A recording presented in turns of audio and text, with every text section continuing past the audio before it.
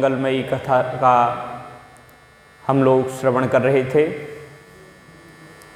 महात्म्य का अद्भुत वर्णन किया श्री सनकादि ऋषियों ने, श्री सूत जी महाराज ने, और उसी को यथामति यथाशक्ति और सब आप लोगों के आशीर्वाद और गुरुजनों के वाक्यों के द्वारा मैंने भी उसका वर्णन किया। अब अत्यंत समास विधि से आपको तृतीय स्कंध की यात्रा करवाते हैं। अब भगवान की इच्छा और गुरुदेव का आशीर्वाद ही कार्य करेगा कि हम अत्यंत शीघ्र गति से आगे कैसे बढ़ते हैं। तो भगवान का नाम संकीर्तन कर लें, जो भवसागर से भी पार करा देने वाला है। श्री राम जय राम जय जय राम।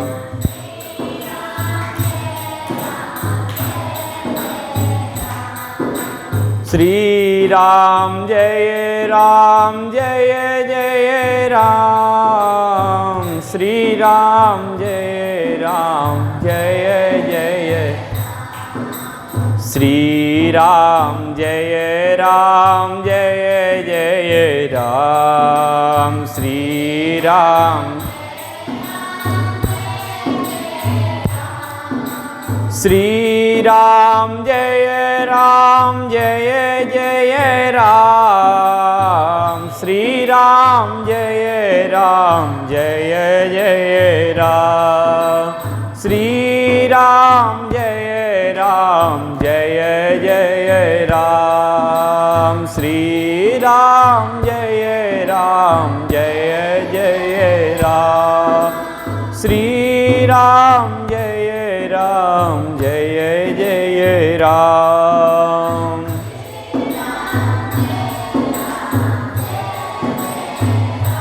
बोलो भक्तवत्सल भगवान की जय।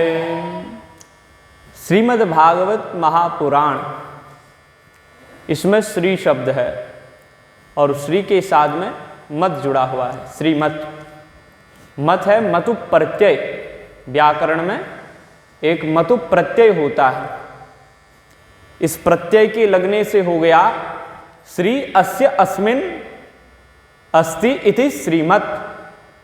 जिस श्रीमद् भागवत महापुराण में श्री है, श्री का एक मतलब होता है लक्ष्मी और दूसरी है श्री राधिका। वो सब एक ही, सीता, राधिका, रुक्मिणी और लक्ष्मी, महालक्ष्मी, सब एक ही हैं।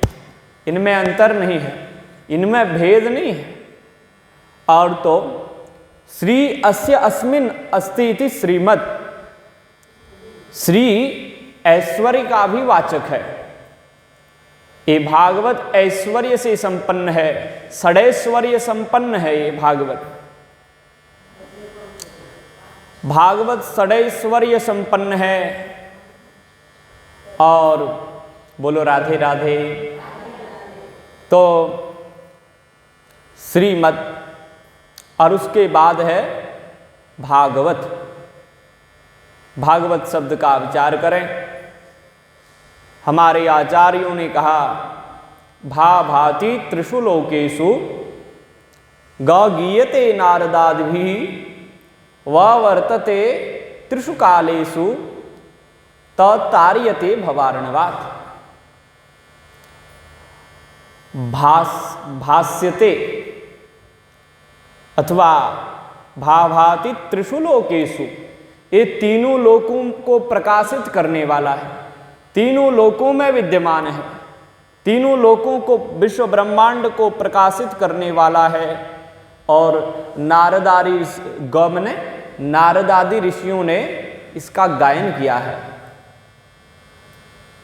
श्रीमद्भागवती वार्ता सुराणामपि दुर्लभा। ये अत्यंत सुरदुर्लभ भागवत की कथा सुखदेव आदि ऋषियों ने गाई है। श्रीमद्भागवतालापः गीयते सुकादिभिः। सुखदेव आदि ऋषियों ने इसका गायन किया हुआ है, और तो नारद आदि ऋषि सर्वत्र इसका गान करते हैं। और वर्तते त्रिषु कालेषु, ये तीनों कालों में विद्यमान है। तार्यते भवार्णवात्, ये संसार सागर से, भव कहते हैं संसार को, अर्णव मने सागर, भव सागरात, भव सागर से पार लगाने वाली है। और भाभाति सर्ववेदेषु, इस सारे वेदों का ही प्रकाश है, समस्त शास्त्रों का ही यह दीपक है, प्रकाश है। और नारद आदियों ने गाया हुआ है। तीनों कालों में इसका गान होता है। ऐसे भी श्लोक हैं, तो अद्भुत इसकी महिमा है भागवत की। और दूसरा इसका अर्थ दिया गया है, बोले भा शब्द कीर्ति वचनो, ग शब्दो ज्ञानवाचक, सर्वेष्ट वचनो वश्व तो और विस्तरस्य वाचक। जो भा शब्द है वो कीर्ति का वाचक है, भगवान की कीर्ति का विस्तार करने वाला है। ग शब्द ज्ञान का वाचक है, और वकार शब्द वैराग्य का वाचक है। ऐसे भी इसका वर्णन किया गया। और एक सामान्य अर्थ तो सभी लोग करते ही हैं। भ मने भक्ति, ग मने ज्ञान, व मने वैराग्य, त मने त्याग। ये तो आपने सभी के मुंह से सुना ही होगा। भागवत महा, फिर महा आता है। महा का मतलब महान, ये महान है, ये भागवत महान है। भागवत भगवान है, महान का मतलब भगवान। अणोरणीयान महितो महीयान, सबसे महान कौन होता है? भगवान। इसलिए भागवत भगवान, महान का मतलब है भगवान। और पुराण, पुरा अपि नवम वर्तते, पुराना होने के बाद भी जो नया नया लगे, रोज सुनने पर भी जिसमें नूतन रस आवे, स्वादु स्वादु पदे पदे, जिसके पद पद में स्वाद भरा हो, रस भरा हो। रसो वैसा, वह परमात्मा ही, वह महान ही भागवत है। परमात्मा ही भागवत के रूप में है, तो रस रूप में वही तो विद्यमान है। इसलिए वो परमात्मा कैसे फीका पड़ जाएगा। और कहते पुरा पुराण, भागवत महापुराण, ऐसे इसका अर्थ है। भगवता प्रोक्तम, जिसको भगवान ने कहा वह पुराण होता है। और जिसको भगवती ने कहा, महालक्ष्मी ने कहा, लक्ष्मी जी ने कहा, उसको भी पुराण ही कहते हैं। तो ये पुराण भक्ति से सुलभ होता है। यदि हमारी भक्ति होगी, श्रद्धा होगी भागवत के प्रति, तो ये हमको सुलभ हो जाएगा। भगवान के प्रति भी भक्ति होनी चाहिए, भागवत के प्रति भी भक्ति ही होनी चाहिए। भक्त्या भागवतम शास्त्रम, भक्ति से भागवत शास्त्र का ज्ञान होता है। और भक्त्या भागवतम शास्त्रम विरक्त्या भक्त्या युक्त्या च भारत, अगर महाभारत का अध्ययन करना है तो भक्ति और युक्ति भी चाहिए, युक्तियां भी लगानी पड़ेंगी, तब समझ में आएगा महाभारत। नहीं तो सब लोग यही कहेंगे कि अरे भागवत सुनने से घर में भी महाभारत हो जाएगा, महाभारत सुनने से। तो महाभारत सुनने से कलह नहीं होता है। महाभारत यदि आपके घर में है, उसका पूजन आप कर रहे हैं, पढ़ भी नहीं रहे, केवल रखा हुआ है, तो आपके घर में कलह नहीं होगा, ये गारंटी है। और आप उसका अध्ययन करेंगे, अध्ययन के बाद तो क्या कहना, आपको विजय मिलेगी। सर्वत्र व्यापार में विजय, जहां जाओगे तहां विजय। भारतं भवने यस्य तस्य हस्तगतो जयः। महाभारत का ये वचन है। महाभारत ग्रंथ जिस घर में रखा है उस घर के स्वामी के हाथ में, उस घर में रहने वाले व्यक्तियों के हाथ में विजय रहती है, वो सर्वत्र विजय होता है। तो महाभारत के लिए भक्ति और युक्ति चाहिए। रामायण के लिए ये 3 ग्रंथ हैं जिनको पढ़ना चाहिए, जिनको श्रवण करना चाहिए। महाभारत से युद्ध, लड़ाई झगड़ा कैसे हो सकता है? सुबेरे आप गीता को सुनते हैं, वो महाभारत ही तो है, वो महाभारत से ही लिया गया है, जिसका एक छोटा सा अंश गीता सारे संसार का कल्याण कर रही है। क्या उस महाभारत को सुनने से लड़ाई झगड़ा होगा? इसलिए महाभारत का भी श्रवण करना चाहिए। और क्या सुनना चाहिए? रामायण। अन्य रामायणों को तो सुनना ही चाहिए, वाल्मीकि रामायण का भी अध्ययन करना चाहिए। और वाल्मीकि रामायण का अध्ययन करने के लिए भक्त्या युक्त्या च भारतः, और भक्त्या युक्त्या व्युत्पत्त्या च, भक्ति और युक्ति और व्याकरण की व्युत्पत्ति, इन सब से रामायण समझ में आती है। तो प्रातःकाल हमको रामायण का अध्ययन करना चाहिए, रामायण सुननी चाहिए। और दोपहर में महाभारत और सायंकाल श्रीमद् भागवत।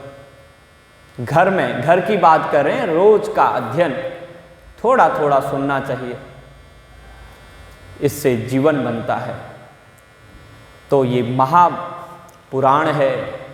इसके प्रथम श्लोक में सत्य का वंदन किया गया है, सत्य रूपी परमात्मा का। परमात्मा ही सत्य है। जन्माद्यस्य यतोऽन्वयादितरतश्चार्थे स्वभिज्ञस्वराट् तेने ब्रह्म हृदय आदि कवये मुह्यन्ति यत्सूरयः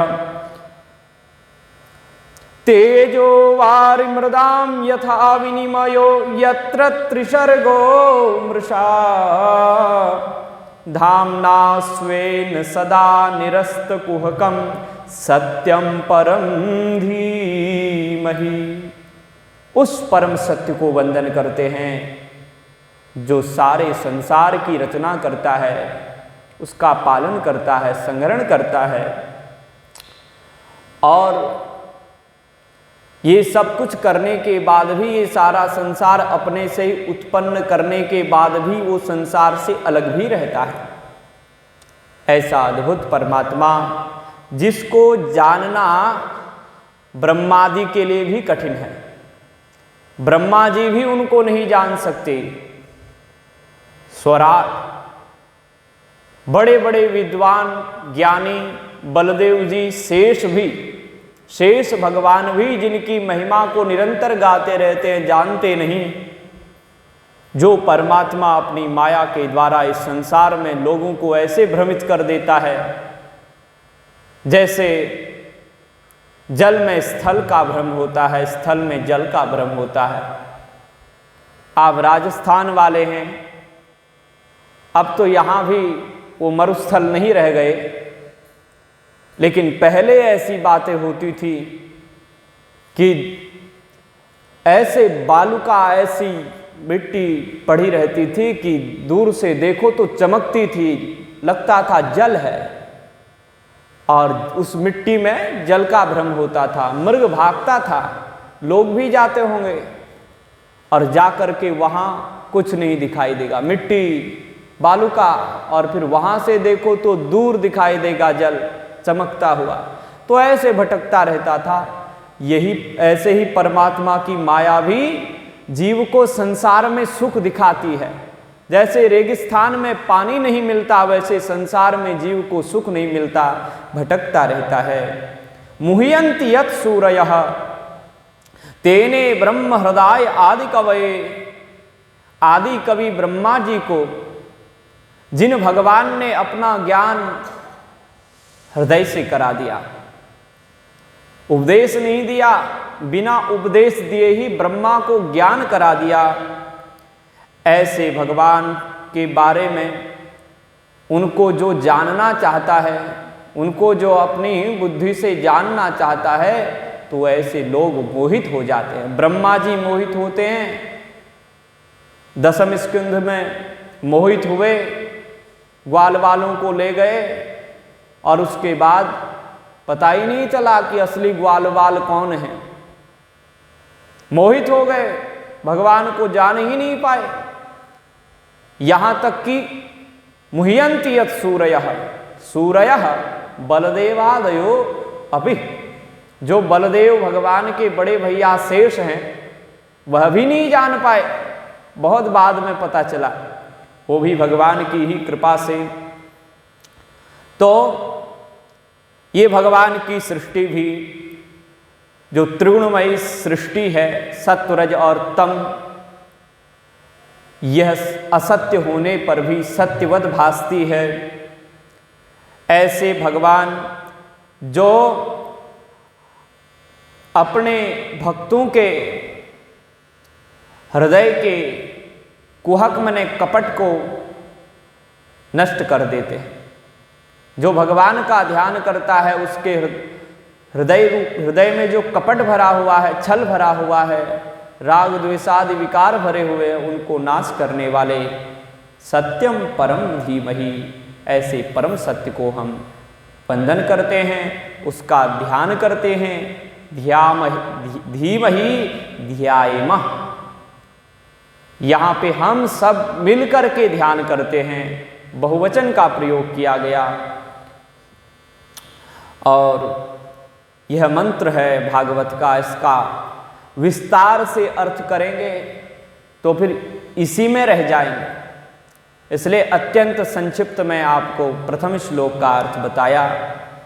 सत्य की वंदना की गई, सत्य ही परमात्मा है, चाहे वो जितने भी रूप हैं, सब रूपों में उसी सत्य की सत्ता है, उसी सत्य से सारा जगत चल रहा है, वही परमात्मा।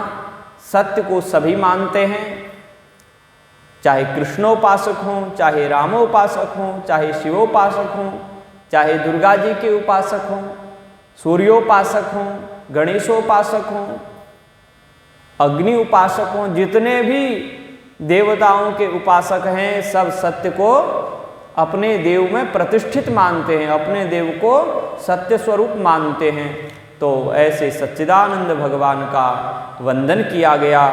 फिर नैमिषारण्य में श्री सूत जी महाराज ये कथा सुना रहे थे, तो ऋषियों ने 6 प्रश्न किए, और इन्हीं 6 प्रश्नों के बाद में यह भागवत की दिव्य कथा प्रारंभ हो गई।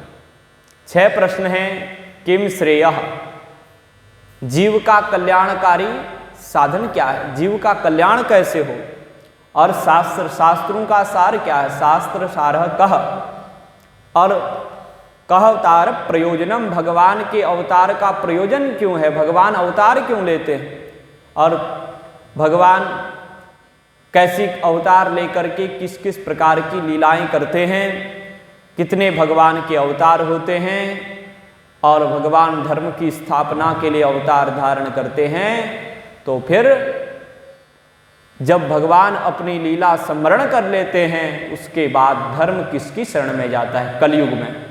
कलयुग में जब अधर्म बढ़ जाता है, तो फिर धर्म की हानि होने लगती है, तब किसकी शरण में जाता है, ये हमें बताइए। ये ऋषियों के प्रश्न थे।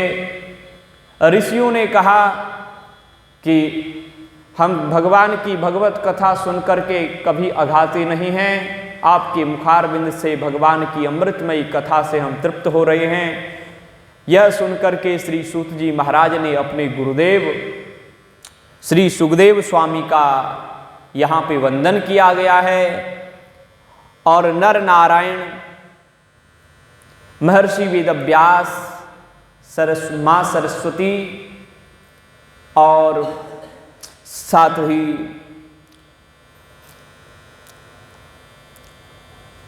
माँ सरस्वती, श्री गणेश जी महाराज, इन सब का वंदन करने के बाद ही आर्ष ग्रंथों का, सनातन वैदिक ग्रंथों का अध्ययन करना चाहिए। तो यहाँ पे वंदन किया गया। अष्टादश पुराणेषु रामस्य चरितम तथा जयति नाम चेतेषां वदन्ति प्रब्रवन्ति मनीषिणः। जयम उदीरयेत्, इन सब का वंदन करने के बाद जय शास्त्रों का अध्ययन करना चाहिए, पठन पाठन कराना चाहिए। तो जय शास्त्र कहते हैं इतिहास को, पुराणों को और श्री राम जी के चरित्र को, वाल्मीकि रामायण आदि को भी और महाभारत को भी। ऐसे करके वंदन किया। फिर बोले कि आपने बहुत सुंदर प्रश्न किया है। जीव का सर्वोच्चम धर्म यही है कि वो भगवान के चरणों की भक्ति करे, वह भी निष्काम और निश्चला। ऐसी भक्ति जो स्वार्थपरायण न हो, जिसमें किसी प्रकार का लालसा, आकांक्षा, इच्छा न हो। क्योंकि इच्छा, हम कुछ कामना से भक्ति करते हैं तो कामना की पूर्ति के बाद माला को किनारे रख देते हैं। बच्चों को आपने देखा होगा परीक्षा देते समय कैसी भक्ति करते हैं। परीक्षा पूरी हुई तो माला रख देते हैं और उसमें फेल पास का अंतर आता है। पास हो गए तो एक बार फिर सिर टेकने जाते हैं, फेल हो गए तो दूर से ही आंख दिखाते हैं, खूब जल चढ़ाया मैंने, खूब मालाएं की, भगवान भगवान कुछ होते नहीं, मैं फेल हो गया। तो ऐसा बालकों का नाटक है। ऐसा समझदार व्यक्ति को नहीं करना चाहिए। यहाँ अद्भुत वर्णन किया गया। ये सब इसका उपदेश 7 दिन में प्रथम स्कंध की पूरी कथा नहीं कही जा सकती, इतना दिव्य ज्ञान इसमें भरा पड़ा हुआ है। और एक दिन की बात तो छोड़ दो, थोड़ी थोड़ी सी चाशनी आपको चटाते हुए आगे बढ़ते हैं। और तृतीय अध्याय में भगवान के 24 अवतारों का वर्णन किया गया। श्री सूत जी महाराज ने तो 22 ही अवतारों का वर्णन किया है यहाँ पे, लेकिन आचार्यों का यही मानना है। तृतीय स्कंध में 26 अवतारों का वर्णन है। इसलिए भगवान के सभी मिला करके सभी आचार्यों के मत में सर्वश्रेष्ठ 24 अवतारों को स्वीकार किया गया है। तो श्री नाभा गोस्वामी जी के शब्दों में भगवान के 24 अवतारों को श्रवण करें। जय जय मीन वराह कमठ नरी, हरिबलि वामन परशुराम रघुवीर, कृष्ण कीरति जग पावन, बुद्ध कल की व्यास पृथु हरि, हंस धनवंतर, यज्ञ ऋषभ यग्रीव, धुरभ बरदैन धनवंतर, बद्रीपति दत्त, कपिल देव सनकादिक करुणा करो, 24 रूप लीला रुचिर, श्री अग्रदास उर पद धरो। तो ये 24 अवतारों का यहाँ वर्णन किया गया। नाभा गोस्वामी ने एक पद में इनका वर्णन कर दिया। तो भगवान को वह व्यक्ति नहीं पा सकता जो अपनी बुद्धि से पाना चाहेगा, जो भगवान का भजन तो नहीं करेगा लेकिन भगवान को पाना चाहेगा, वो नहीं पा सकता। भगवान को कौन पा सकता है?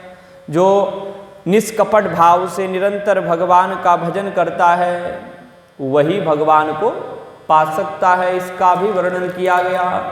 और उसके बाद में श्री सूत जी महाराज से शौनकादि ऋषियों ने पूछा कि आपने सुखदेव महाराज से ये कथा श्रवण की और महर्षि वेदव्यास जी के बारे में भी बताया आपने। सुखदेव जी तो बड़े विरक्त थे, एक जगह 5-6 मिनट से ज़्यादा रुकते नहीं थे। उन्होंने एक जगह बैठ करके विधिवत भागवत का अध्ययन कैसे किया, इस बारे में पूछा। तो श्री सूत जी महाराज ने उसका भी वर्णन किया कि द्वापर के अंत में महर्षि वेदव्यास प्रकट होते हैं। उन्होंने देखा कि कलयुग के जीव तो अब स्मृति शक्ति से रहित होने लगेंगे। तब उन्होंने जो वेद पुस्तकाकार नहीं थे, केवल उनको गुरु परंपरा से लोग सुनते थे, सुनने मात्र से सब याद कर लेते थे। गुरुदेव सुना रहे हैं, शिष्य सुन रहे हैं और याद कर लेते थे। फिर वो शिष्य अपने शिष्यों को सुनाते थे, ये गुरु परंपरा थी। लेकिन कलयुग में स्मृति शक्ति नष्ट होने लगी, लोग विकारी हो गए। इसलिए महर्षि वेदव्यास ने वेदों को भी पुस्तकाकार रूप दिया, इतिहास महाभारत की रचना की उन लोगों के लिए जो वेद को ग्रहण करने में असमर्थ हो गए, वेद के तात्पर्य को न समझे। और उसके साथ ही 17 पुराण रच दिए, फिर भी शांति नहीं मिली, खिन्न मना होकर के बैठे थे। अब क्या करूं? नारद जी महाराज आए और नारद जी का पूजन किया, सत्कार किया, उनसे पूछा कि मुझे शांति नहीं है, मैंने लगता है कुछ गलती कर दी, आप महात्मा हैं, मुझे मेरी गलती का एहसास कराइए।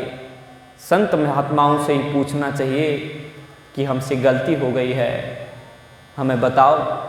ऐसा महापुरुष पूछ रहा है और हम लोगों से गलती भी हो जाती है, गुरुजन टोकते हैं, हम उनको कहते हैं हम गलती कर सकते हैं, हम उनको डांटने का प्रयत्न करते हैं। ऐसा ना करें, बोलो राधे राधे। तो महर्षि वेदव्यास को बताया कि आपने श्रीहरि की कीर्ति अभी नहीं गाई है, इसलिए राम जी की कीर्ति, भगवान की कीर्ति को गाइए, तब कैसा कल्याण होगा। सारे संसार का कल्याण करने वाले भगवान की कथा है। भनिति भदेश वस्तु भली बरनी,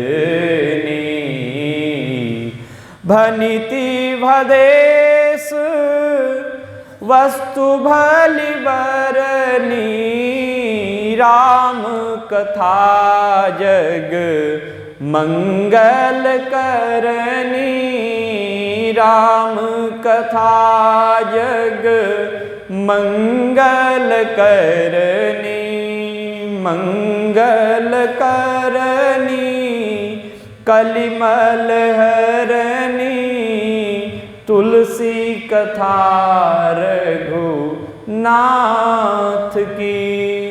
तो भगवान की कथा संसार का कल्याण करने वाली है, उस कथा को कहिए। महर्षि वेदव्यास ने कहा, महाराज अब बुढ़ापा आ गया है, कैसे संभव है? बोले संत कृपा जब होती है तो सब संभव हो जाता है। संत कृपा को साक्षात भगवान की कृपा ही समझना चाहिए। भगवान ही संतों को भेजते हैं, और अगर भगवान की कृपा नहीं होती तो संतों को क्यों भेजते? तब उन्होंने सुनाया कि संत कृपा से मैं पहले लंपट गंधर्व था, मुझे शाप मिला, दासी पुत्र हो गया, दासी पुत्र होने के बाद में मुझे संतों का संग मिला, और उन संतों के संग से फिर मैं भगवान का भक्त हो गया। भक्ति करते करते इतना बड़ा भक्त बना, भगवान प्रसन्न होकर मुझे दर्शन दे, और दर्शन देने के बाद में तत्क्षण जब मैं उनको ठीक से देख रहा था तो उसी समय अंतर्धान हो गए। आकाशवाणी से कहे कि नारद ऐसे ही नहीं मिलूंगा, अभी और भक्ति करो, अभी तुम कुयोगी हो। मैं भक्ति करता हुआ भगवान की प्रतीक्षा करता रहा, प्रलय आया, उस प्रलय रूपी सागर में मैं भी समाहित हो गया। और जब ब्रह्मा जी ने पुनः सृष्टि की तो ब्रह्मा जी के हृदय से मैं प्रकट हो गया, मन से प्रकट हो गया। इस प्रकार की कथा आई।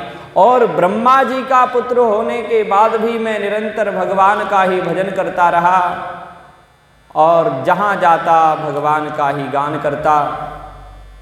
भगवान इतने प्रसन्न हुए कि मुझे भगवान ने एक वीणा प्रदान कर दी। देवदत्तामिमां वीणां स्वर ब्रह्म विभूषिता मूर्छित्वा हरिकथां गायमानस्तराम्यहम्। ये जो ब्रह्म स्वर से विभूषित है, इसमें जो ब्रह्म ही स्वर रूप में इस वीणा में विद्यमान है, यह वीणा भगवान ने मुझे प्रदान की है और मैं भगवान का आलाप करता हुआ निरंतर त्रिलोकी में आज भी भगवान का ही गान करता हूँ। मेरे को कितना सम्मान मिलता है जगत में, आप नहीं, आप सब कुछ ही जानते हैं। इसलिए इस प्रकार से महर्षि वेदव्यास को श्री नारद जी महाराज ने ये ज्ञानोपदेश दिया, अपने पूर्व जन्म की कथा सुनाई। बहुत सुंदर कथा है, जब कभी अवसर मिलेगा तो सुनाएंगे। और उसके बाद में नारद जी चले गए, महर्षि वेदव्यास की समाधि लग गई और धीरे गए, वीणा नहीं बजाई देवर्षि नारद जी ने। वहाँ पे जब बहुत दूर चले गए, वहाँ वीणा बजाने लगे। महर्षि वेदव्यास के नेत्र खुल गए और उन्होंने कहा, अहो देवर्षि धन्योयम यत्कीर्तिं सारंगधन्वनः गायन माद्यम निदम तंत्र्या रमयत्यातुरम जगत। हे देवर्षि नारद, आप धन्य हैं, निरंतर जो भगवान की कीर्ति यश का ही गान करते हैं। अरे आपकी कीर्ति का गायन करने से तो सारा जगत भगवान के उस कीर्ति में रम जाता है। तब महर्षि वेदव्यास ने ब्रह्म नदी सरस्वती के तट पर अपने सम्यक्प्रास आश्रम में आचमन किया। आचमन करने के बाद बैठे, श्री गणेश का स्मरण किया।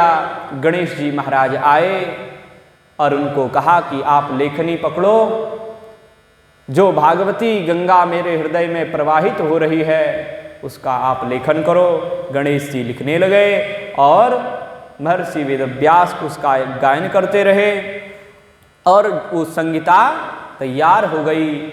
तैयार होने के बाद में प्रश्न खड़ा हुआ कि अब इसको किसको सुनावें। तो समझ में आया इसका अधिकारी तो श्री सुखदेव है। भागवत का ये अधिकारी स्कंध है, प्रथम स्कंध।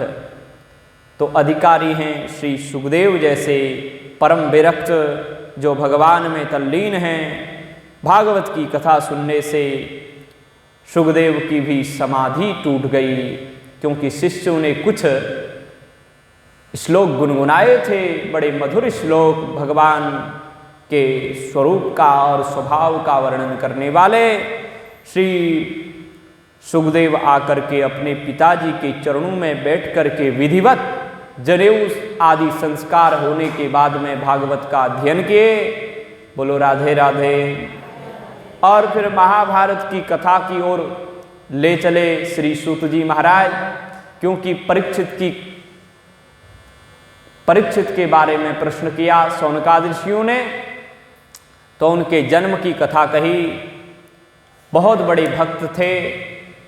भगवान परीक्षित को बचाने के लिए उनकी माता के गर्भ तक गए, यह कथा भी वर्णन है। और देवी कुंती ने फिर उसके बाद स्तुति की है, बड़ी अद्भुत स्तुति है। नमस्ते पुरुषं त्वाद्यं प्रकृते ईश्वर प्रकृते परम अलक्ष्यम सर्वभूतानाम अंतर्बहिरवस्थितम।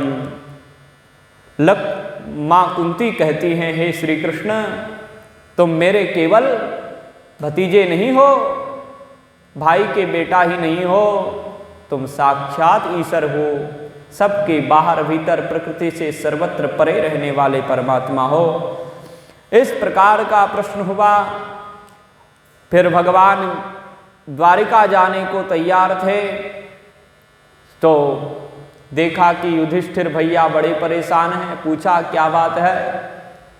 विषाद में पड़ गए, भगवान ने ज्ञानोपदेश भी दिया, समझ में नहीं आया।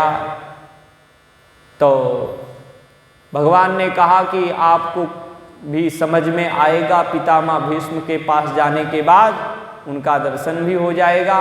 चलो उनके पास चलते हैं। भगवान भक्त का कार्य सिद्ध करने के लिए, पितामह भीष्म को दर्शन देने के लिए, उनकी मृत्यु को मंगलमय बनाने के लिए वहाँ पधारे। पितामह भीष्म आज महाप्रयाण कर रहे हैं। वहाँ बड़े बड़े देवर्षि, बड़े बड़े देवता, ब्रह्मर्षि, राजर्षि सभी वहाँ पधारे हैं। उसका ही मरण मंगल है जो अंत काल में भगवान का स्मरण करता है। पितामह भीष्म अंत काल में भगवान का स्मरण करते हैं और अपनी बुद्धि को भगवान में लगा देते हैं। पितामह भीष्म का महाप्रयाण हुआ है। उसके बाद भगवान द्वारिका को पधारे हैं। द्वारिका को जाने वक्त भगवान की अद्भुत शोभा हो रही है। वह द्वारिकापुरी धन्य है जहाँ भगवान विराजमान रह करके अनेक प्रकार की लीलाओं को करते हैं। और उसके बाद माताओं भगवान द्वारिका में गए। अद्भुत वर्णन वहाँ का भागवत में है। मैंने संत पथिक समाधि मंदिर में ये कथाएं अत्यंत विस्तार पूर्वक की हैं। लगभग इन कथाओं को कहते कहते 1 वर्ष हमारा वहाँ व्यतीत हो गया था और सब वह YouTube चैनल में उपलब्ध हैं। वैसे तो अवसर कहाँ मिलता है श्रवण करने का। कभी मन करे तो अपने बच्चों से मोबाइल में सर्च कराइएगा योगेश शास्त्री हरिद्वार और उसमें श्रवण करो।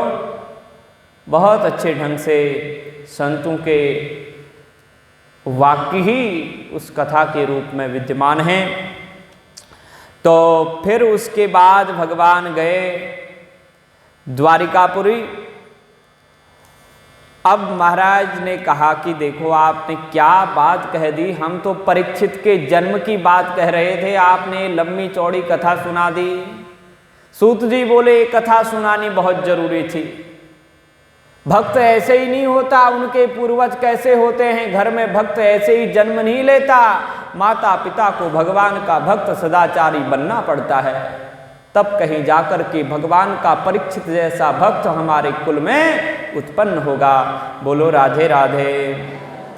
तब उसके बाद कथा कही कि परीक्षित का जन्म हुआ, भगवान भी फिर से पधारे हस्तिनापुर। कितने सुंदर हैं। गर्भ में जाकर के जिन परीक्षित की भगवान ने रक्षा की हो, परीक्षित पैदा हुए। सारे पांडवों के गुण उनमें विद्यमान थे, अपने पूर्वजों के सभी गुणों को लेकर के आए थे और उनका नामकरण संस्कार किया।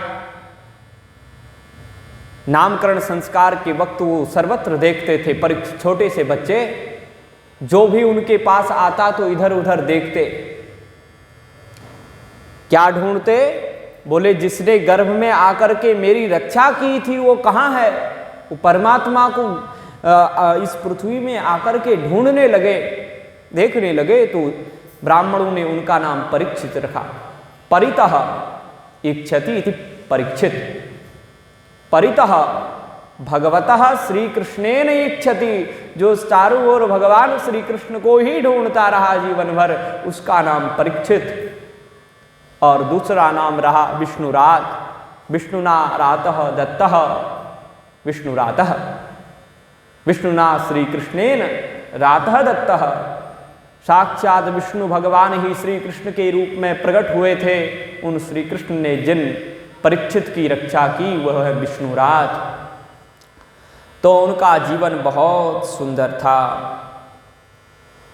सुंदर जीवन व्यतीत करते करते एक बार उनसे कलयुग का मिलना हुआ और कलयुग से मिले तो उनके पास भी कलयुग का स्पर्श हुआ। उन्होंने एक दिन जंगल में जाने के बाद एक ऋषि का अपमान कर दिया। उसके कारण उनको शाप प्राप्त हुआ और गंगा जी के तट पर उन्होंने सब कुछ त्याग करके अनशन व्रत ले लिया। माँ गंगा के तट पर आ गए। जो माँ गंगा सबको पावन करने वाली है, सबको पवित्र करने वाली है, ऐसे माँ गंगा के तट पर श्री परीक्षित महाराज आए और जैसे ही वहां पधारे संकल्प लेकर के कि अब माँ गंगा निश्चित रूपेण मेरा कल्याण करेगी। माँ के पास जो चला जाता है उसका कल्याण हो जाता है। उसी समय वहां अनेक ऋषि मुनि पधारे। इतने ऋषि कि उनका नाम मैं गिनाऊं तो बहुत समय लग जाएगा, इसलिए यात्रा करनी है तृतीय स्कंध की। उनको प्रणाम ही करते हैं। राजा ने कहा मैं तो धन्य हो गया, एक ऋषि का अपराध करने के बाद भी ऋषियों की इतनी कृपा करुणा कि जो मुझे अंतिम समय में दर्शन देने आए हैं। क्यों न हो, कृपालु हैं, दयालु हैं, मेरा कल्याण करना चाहते हैं। आज मैं सीना तान करके कह सकता हूं कि अब मेरा मरण निश्चित रूपेण मंगलमय हो गया है, क्योंकि एक ओर तो मां गंगा है, दूसरी ओर आप जैसे संत महात्मा तमोपयातम प्रतियंतु विप्रा गंगाच देवी धृत चित्तमी से द्विजोपसृष्टः कुहकस् तक्षको वा दशत्वलम गायत विष्णु गाथा। अब मुझे मरने का डर नहीं है। तक्षक सांप आकर के मुझे भले ही डस लेवे, लेकिन आप तो मुझे भगवान विष्णु की कथा सुनाइए। अब तक्षक भी मेरा कुछ नहीं कर पाएगा, मैं कथा के माध्यम से भगवान को प्राप्त कर लूंगा। पूछ ही रहे थे कि मरने वाले व्यक्ति को क्या करना चाहिए। जितने भी प्राणी हैं उनको जीवन में हर समय क्या करना चाहिए, प्रत्येक वक्त सदा सर्वदा किम कर्तव्यम, हर समय, क्योंकि हर समय ही मर रहा है। जीना नहीं, ये मरना ही है। जन्म लेते ही मरना प्रारंभ हो जाता है। तो ऋषि विचार ही कर रहे थे कि तत्रा भवत भगवान व्यासपुत्रो यदृच्छया गटमानो नपेक्षः अलक्षलिंगो निज लाभ तुष्टो वृतस्य बालैरवधूत वेशः। उसी समय वहां साक्षात भगवान प्रकट हो गए। बोलो सुखदेव भगवान की जय। श्री शुकाचार्य के रूप में साक्षात भगवान ही आ गए। भगवान को करुणा आ गई, कृपा आ गई और श्री सुखदेव जी महाराज आए। शुकाचार्य का भी इतना सुंदर वर्णन यहाँ पे किया गया है, क्या कहना माताओं। और फिर उन सुखदेव का वंदन परीक्षित ने किया। सारे ऋषि उठ गए। 16 वर्षीय सुखदेव को देख करके सुखदेव के परदादा भी उठ के खड़े हो गए। सुखदेव के परदादा आए थे, महर्षि वशिष्ठ आए हुए थे, वह भी खड़े हो गए। सुखदेव के दादा आए थे, कौन? पराशर ऋषि, वो भी खड़े हुए। व्यास जी आए थे, वो भी खड़े हो गए। अनेक ऋषि सुखदेव का स्वागत करे। और परीक्षित ने देखा कि ये तो कोई महान पुरुष है, इसके चरण पकड़ लेने चाहिए। पकड़ ले और कहा कि मैं आज धन्य हो गया। एक नीच क्षत्रिय होने के बाद भी, नीच इसलिए कह रहे हैं क्योंकि ब्राह्मण का अपराध कर दिया था।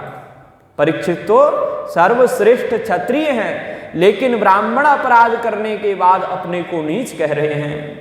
बोले आप कृपा करके मेरे यहाँ पधारे, आप तो स्वयं तीर्थ रूप हैं, आपका स्मरण करने से ही जीव का कल्याण हो जाता है सुखदेव भगवान। फिर मुझे तो आपका दर्शन हो गया, दर्शन के बाद में आपके चरण स्पर्श का अवसर प्राप्त हो गया। स्पर्श ही नहीं, मुझे तो चरण धोवन का चरणोदक भी उपलब्ध हो गया। यह सौभाग्य मेरा है। अब आप तुरंत ही ये बताइए कि परीक्षित कहते हैं भगवान ही इस रूप में आए। सद अपि मे भगवान प्रीतः कृष्णः पांडुसुत प्रियः। आज भगवान श्री कृष्ण मेरे ऊपर रीझ गए हैं, क्योंकि वो पांडवों से, मेरे पूर्वजों से बहुत प्रेम करते थे, उनके दास भी बन जाते थे, सारथी भी बन गए थे। तो वही भगवान मेरे पूर्वजों के रिश्ते से मुझसे भी प्रेम करते हैं, आज इस रूप में आ गए हैं। अब मुझे पूर्ण विश्वास है आप मेरा कल्याण करने के बाद ही जाएंगे। आपसे भी मैं वही प्रश्न करता हूं कि मरने वाले व्यक्ति को क्या करना चाहिए, जीव मात्र को पूरे जीवन भर क्या करना चाहिए। आप योगियों के परम गुरु हैं, और ये भी बताइए क्या जीवन में सुनना चाहिए, क्या जीवन में जपना चाहिए, क्या जीव का कर्तव्य है, क्या स्मरणीय है, क्या भजनीय है, सब कुछ मुझे बताइए। सुखदेव ने कहा परीक्षित अभी अभी तो मैं आया, तुमने मुझे बैठने को कहा और केवल चरण स्पर्श के चरणोदक लिया, मेरा प्रश्नों की झड़ी लगा दी।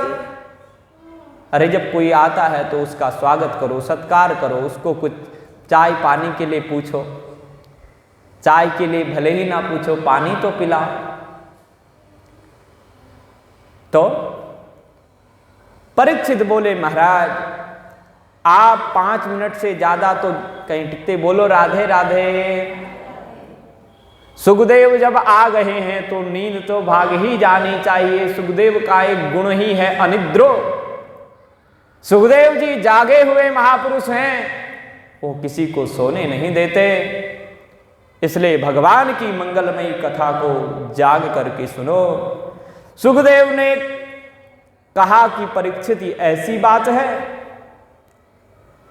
तो मैं आपको कहूंगा तुमने बहुत सुंदर प्रश्न किया है, लोक कल्याण के लिए किया है। संसार वाले तो एक दूसरे को मरते हुए देखते भी हैं, फिर भी कहते हैं मैं यूं ही बना रहूंगा। कितने अज्ञानी हैं, दिन भर खाते पीते दुनिया भर के कामों में लगे रहते हैं, रात्रि में भी विषय भोगों में लगे रहते हैं। ऐसे ही उनकी जीवन यात्रा समाप्त हो रही है। अरे परीक्षित तुम तो जाग गए। मरने वाले व्यक्ति को, मरणासन्न व्यक्ति को 3 बातों का सदैव ध्यान रखना चाहिए। यदि संसार सागर को पार करना हो, यदि अभय को प्राप्त करना हो, भगवान को पाना हो, तो 3 बातों को अपने जीवन में उतार लेना चाहिए। तस्मात् सर्वात्मना राजन, तस्माद् भारत सर्वात्मा भगवानीश्वरो हरि, श्रोतव्यः कीर्तितव्यश्च स्मर्तव्यश्चेच्छता भयम्। एतावता हे राजन परीक्षित, जीव को केवल भगवान का ही कीर्तन करना चाहिए, भगवान की कथा का ही श्रवण करना चाहिए, उसी का कीर्तन करना चाहिए, उसी का स्मरण करना चाहिए। यदि वह अभय होना चाहता है, मुक्त होना चाहता है, मृत्यु के भय से निर्भय होना चाहता है, तो यह भगवान की कथा सुननी चाहिए। अंत काल में भगवान का स्मरण तभी होगा जब हम जीवन में भगवान का स्मरण करेंगे। अद्भुत वर्णन करते हुए सुंदर बात बताई, और तुमने कहा कि मेरे पास तो 7 ही दिन हैं। परीक्षित डरो मत, 1 मुहूर्त भी काफी है। कल्याणकामी व्यक्ति के लिए तो एक मुहूर्त भी काफी है। भगवान की कथा एक क्षण भी सुना होगा, नाम एक क्षण भी लिया होगा तो जीव का कल्याण निश्चित है। तो फिर उसके बाद में परीक्षित को आश्वासन दे दिया। यहाँ पे ध्यान की भी विधि बताई। श्वास को जीते, आसन को जीते, संग को जीते, विषयों से विरक्त हो, यही संग को जीतना है, जितेंद्रिय हो जाए और फिर धीरे धीरे अपने मन को भगवान में लगाए। किस भगवान में लगाए? तो विराट भगवान में लगाए। ये संसार ही भगवान है। बोलो राधे राधे। हाँ, जोर से बोलो राधे राधे। धीरे से बोलो राधे राधे। हाँ, तो सोना नहीं है, जगे रहना है। कथा जगाने के लिए है, जीवन को बनाने के लिए है। भगवान का विराट रूप का वर्णन किया गया है। गोस्वामी जी ने भी मंदोदरी के मुख से कहलवाया कि भगवान का विराट रूप कैसा है। चौपाइयों के माध्यम से श्लोक का व्याख्या करते समय ज्यादा समय लगता है, इसलिए विश्वरूप रघुवंश मन कहु वचन विश्वास लोक कल्पना वेद कर अंग अंग प्रतिजासु। साक्षात भगवान ही विश्व ब्रह्मांड के रूप में है। पद पाताल शीस अज धामा, पद पाताल शीस अज धामा, अपर लोक अंग अंग विश्रामा, अपर लोक अंग अंग विश्रामा। भ्रुकुटी विलास भयंकर काला, नयन दिवाकर कच घन माला। जासुदान जासुघ्रान अश्विनी कुमार, निशि अरु दिवस निमेष अपार। श्रवण दिशा 10 वेद बखानी, मारुत श्वास निगम निज बानी। ऐसे करके वर्णन है। वो चौपाइयाँ भी बहुत सारी हैं, इसलिए समय ज़्यादा लग जाएगा। भगवान का विराट रूप का वर्णन किया गया। ध्यान इस विधि से करनी चाहिए। सद्यो मुक्ति और क्रम मुक्ति का वर्णन किया गया। ध्यान के द्वारा, अष्टांग योग के द्वारा भी प्राणों का परित्याग हो जाता है। और दूसरी विधि है कि संसार के जो तत्व हैं, एक तत्व को दूसरे तत्व में विलीन करते हुए भी प्राणों का परित्याग होता है। इसका वर्णन किया गया। जो भगवान की कथा को अपने कर्णपुटों से सुनता है, पिबन्ति ये भगवत आत्मन सताम कथामृतम श्रवण पुटेषु संभृतम पुनन्ति ते विषय विदूषिताशयम व्रजन्ति तच्चरण सरोरुहांतिकम। जो कर्णपुटों से भगवान की मंगलमयी अमृतमयी कथा का श्रवण करता है, वो भगवान के चरण कमलों का सामीप्य प्राप्त करता है। उसके बाद में श्री शुकाचार्य जी महाराज को परीक्षित दर्शन कर रहे हैं। और यहाँ सूत जी महाराज से शौनकाद ऋषि कहते हैं, महाराज फिर क्या हुआ? फिर कौन सी कथा सुखदेव ने परीक्षित को सुनाई? हमें तो कथा सुनाइए, क्योंकि जो कथा नहीं सुनते हैं। और दूसरे अध्याय में, इस अध्याय में वर्णन किया गया चौथे अध्याय में कि किस देव की उपासना करने से क्या मिलता है। प्रत्येक देव एक वस्तु को दे सकता है। देवता का नाम होता है, पहले आपको उसकी आराधना करनी पड़ती है, कुछ करना पड़ता है, तभी वो देता है। हमारे गुरुदेव कहते थे, देवता का मतलब अभी मेरे गुरुदेव हरिद्वार में अध्ययन करा रहे होंगे, मेरा मन तो वहाँ है और कथा मैं यहाँ सुना रहा हूँ। तो वो कहते हैं समय ज़्यादा हो जाएगा, इसलिए अत्यंत संक्षिप्त में ले जाता हूँ। वो कहते थे देवता कौन है? पहले कहते हैं दे, मुझे दे, फिर बता तुझे क्या चाहिए, दे और बता। पहले देवताओं को देना पड़ता है, तब वो आपको कुछ वापस करते हैं। देवता स्वार्थी होते हैं, भगवान को कुछ देना नहीं पड़ता। इसलिए अकामः सर्व कामो वा मोक्ष काम उदारधि तीव्रेण भक्ति योगेन यजेत पुरुषम परम। भगवान की ही उपासना करनी चाहिए, उसकी विधि है। तीव्रेण भक्ति योगेन, अनन्य भक्ति से भगवान की उपासना करोगे तो भगवान सारी कामनाएं आपकी परिपूर्ण करेंगे, स्वयं आपको भेंट रूप में दे देंगे, बिक जाएगा। तो ऐसा भी अद्भुत वर्णन किया गया। और सौनकादियों ने कहा जो भगवान की कथा नहीं सुनते वो तो गधे हैं, वो तो कुत्ते हैं। ये शब्द के ये भी बड़ा अद्भुत प्रसंग है यहाँ का। वो तो घोड़े हैं, वो तो गधे हैं, वो तो ऊंट हैं।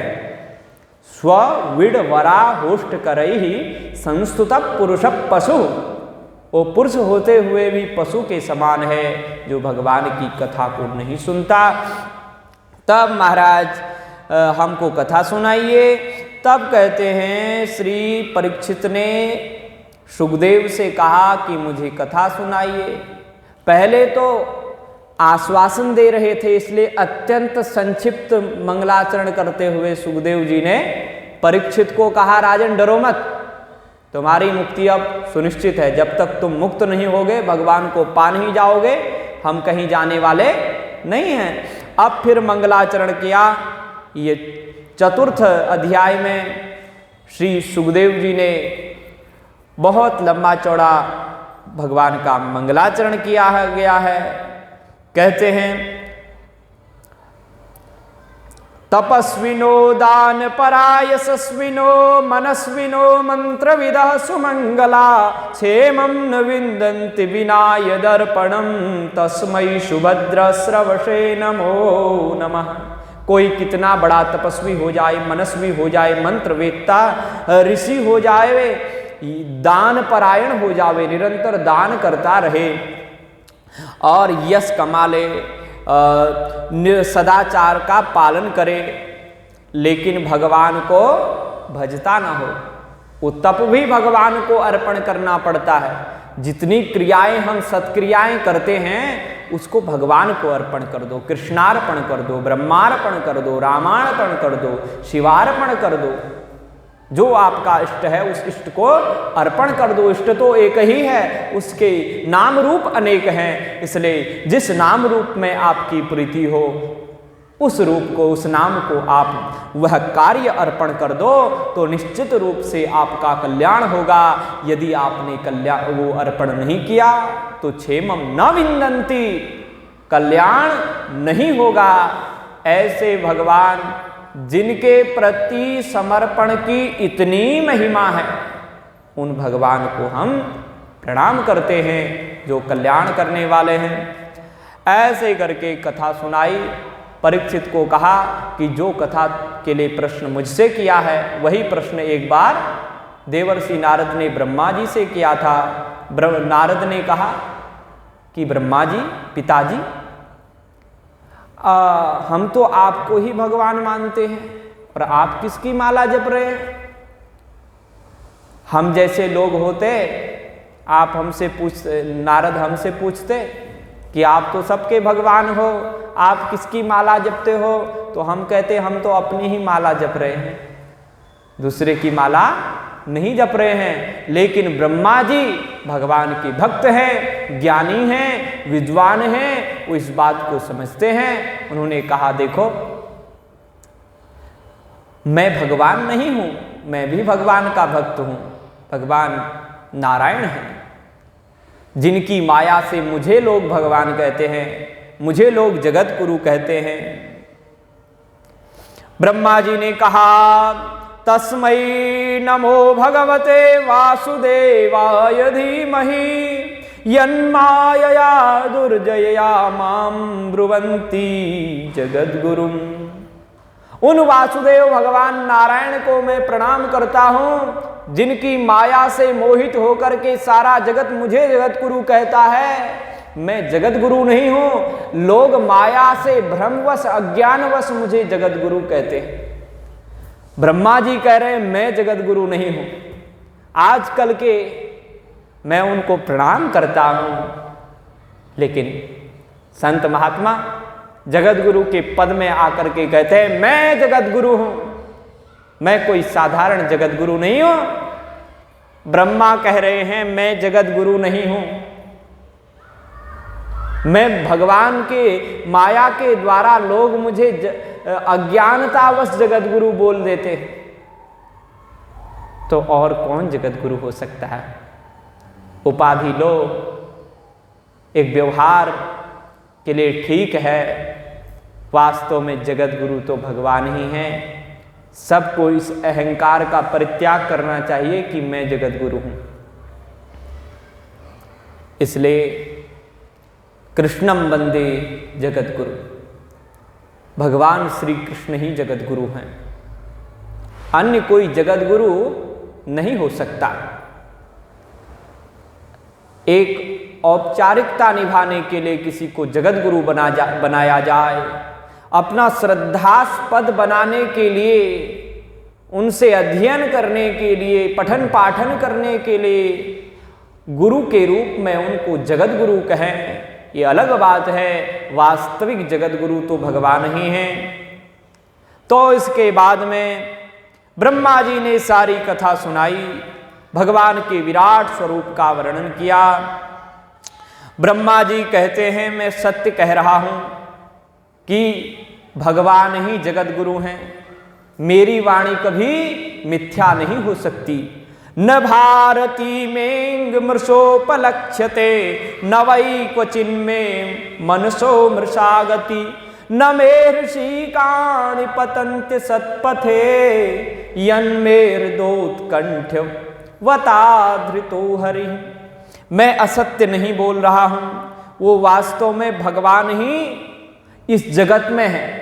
सारे जगत में भगवान ही है, भगवान के अतिरिक्त कुछ है ही नहीं, और मैं असत्य बोल नहीं रहा। ये सत्य वाणी है, वेद वाणी है। ब्रह्मा कह रहे हैं मेरी वाणी कभी असत्य हुई नहीं। क्यों नहीं हुई? क्योंकि मैं निरंतर भगवान का भजन करता रहता हूं। वो भगवान नारायण मेरे हृदय में बैठे रहते हैं, इसलिए मैं असत्य नहीं बोलता। वह व्यक्ति सत्य भाषण कर ही नहीं सकता जो भगवान का भजन नहीं करता। सत्य भाषण वही करेगा जिसके हृदय में भगवान होंगे, जो भगवान का भजन करेगा, जो भगवान का भक्त होगा। और नारद को भगवान ने चतुश्लोकी भागवत का उपदेश किया और कहा कि देखो, मैं भी जब सृष्टि में पैदा हुआ, नाभि कमल से इधर उधर देखा, तो समय ज़्यादा हो रहा है, तो इधर उधर देखा, मुझे कुछ दिखाई नहीं दिया।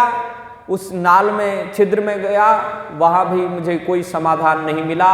अंत में मैंने ध्यान किया, 100 वर्ष तक ध्यान किया। ध्यान के बाद में मुझे वर्ण सुनाई दिया, तप करो, तपः। और ब्रह्मा जी ने ये नहीं कहा कि तप करने से क्या होगा, लाभ मिलेगा या नहीं। आज्ञा हुई तो तुरंत करना प्रारंभ कर दिया। उसका परिणाम ये हुआ, भगवान प्रसन्न हो गए और भगवान ने ब्रह्मा जी को मित्र बनाया, हाथ मिलाया। करेश प्रसन्न, ब्रह्मा जी से हाथ मिलाया और कहा मित्र, तुम्हें मैं ये ज्ञान देता हूँ।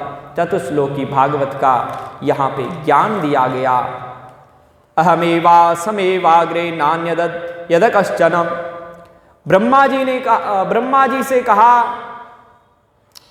कि नान्यदत् सद सत परम पश्चाद हम यते तच्च यो वशिष्येत सोस्म्य। हम इस संसार में मैं पहले भी मैं ही था, बीच में भी मैं ही हूँ, अंत में भी मैं ही रहता हूँ, मेरे अतिरिक्त कुछ है ही नहीं। यह ज्ञान तुम स्वीकार कर लो। लेकिन मेरे रहते हुए भी यदि मेरा अनुभव नहीं होता तो इसी को मेरी माया समझो।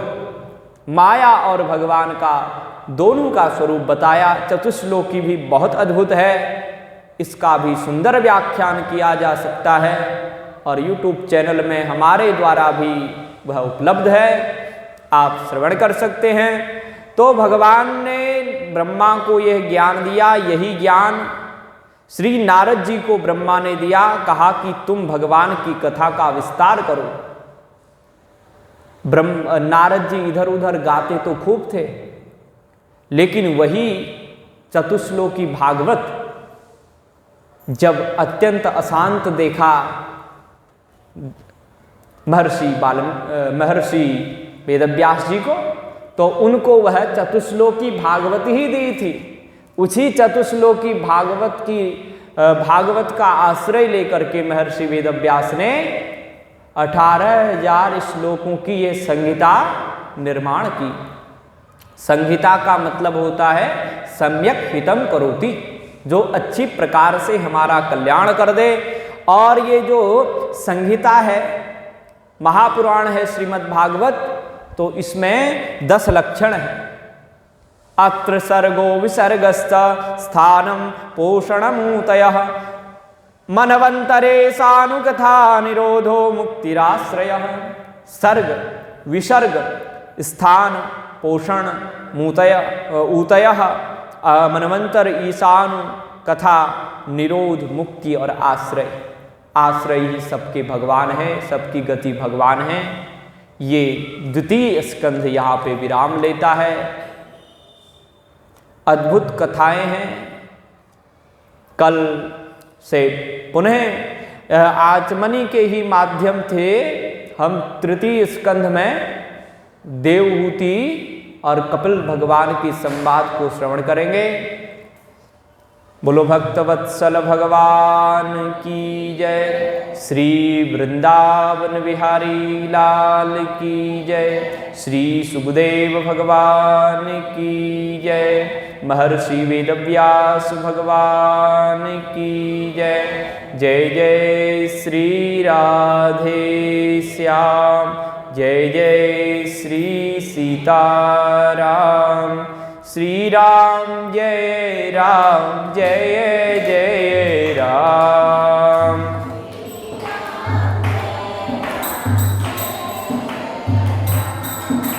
श्री राम जय राम, जय जय राम।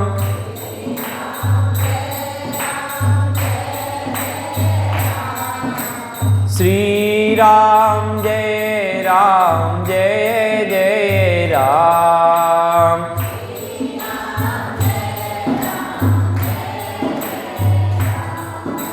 श्री राम जय राम, जय जय राम।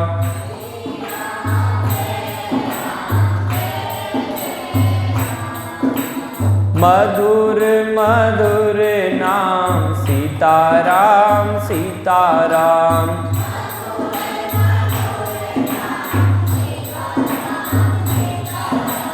मधुर मधुर नाम राधा श्याम राधा श्याम।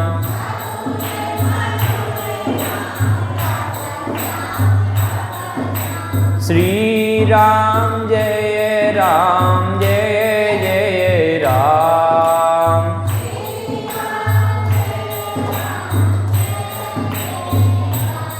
बोलो रामचंद्र भगवान की जय।